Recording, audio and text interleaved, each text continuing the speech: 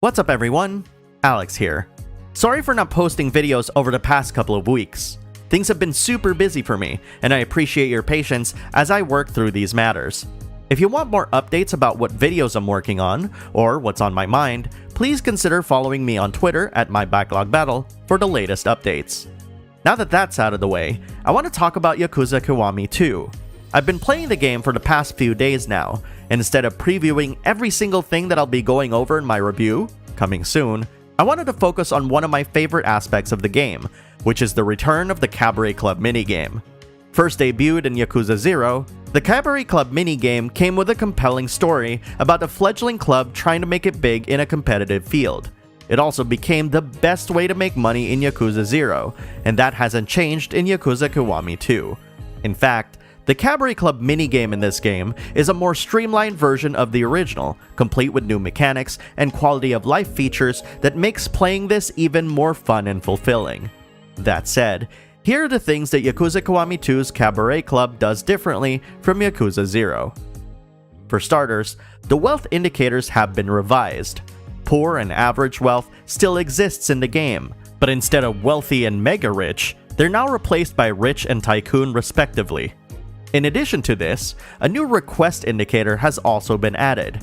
This new indicator means that this customer has requested a specific hostess to serve them, and chances are, they'll be unhappy unless they're able to spend some time with that specific hostess.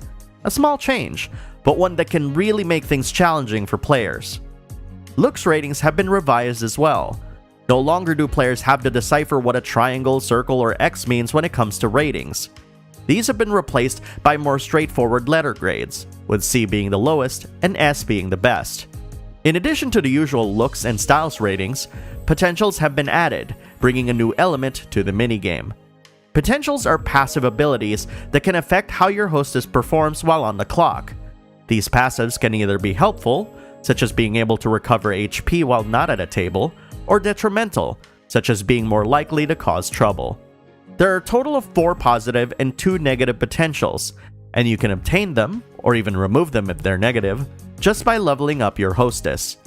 Each hostess can have up to 2 potentials, and, unfortunately, you can't mix, match, and unequip them. They're built into each hostess. While not much has changed with regards to the makeover options in Yakuza Kiwami 2, the presentation of the options are more visual, and you can actually select more colors for each outfit and makeup option than in Yakuza 0. No longer do you have to decipher what each item looks like just by text alone. Recruiting new hostesses is now done via the Cabaret Club interface, with the cost of recruitment increasing as you hire new hostesses. This is, of course, in addition to obtaining hostesses via completing the Cabaret Club storyline and other side stories. Be careful though, as sometimes you might not even get any replies to your recruitment ads. Another really good quality of life change is the ability to view a hostess's level while on the clock. This allows you to prioritize and ensure that all of your hostesses get some work in the evening, or even prioritize certain ones over another to make sure that they get some experience at the end of the night. Their potentials are displayed as well, which makes things quite helpful if you're trying to figure out which customers to pair up with the more trouble-happy hostesses. The trouble events have been changed for Yakuza Kiwami 2.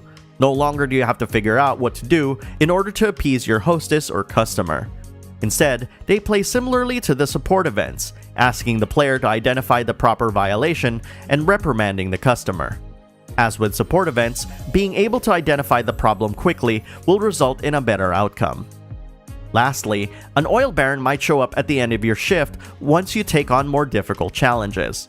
The oil baron is a super wealthy character that will provide tons of money, only requiring you to mash the square button as fast as you can before the time runs out. He'll single-handedly reward you with hundreds of thousands of yen, and you'd do well to practice your button mashing leading up to Yakuza Kiwami 2's release. I think all of these Cabaret Club changes, while small, tell me that the developers know that players love this minigame, and that they're thinking of ways to not only make playing it a better experience, but also throwing in challenges that are both fun and tricky all the same. And of course, if you're a fan of the original Cabaret Club minigame and story, there's a lot waiting for you in this story too. Are you excited about the Cabaret Club minigame? Looking forward to playing Yakuza Kiwami 2? Let me know what you think in the comments below. Also, if you enjoyed this video, please consider subscribing to my channel. I am reviewing Yakuza Kiwami 2 in the coming weeks after all. And like before, follow me on Twitter at @MyBacklogBattle for the latest updates on videos I'm working on. Thank you very much for your time, and I'll see you in Kamurocho.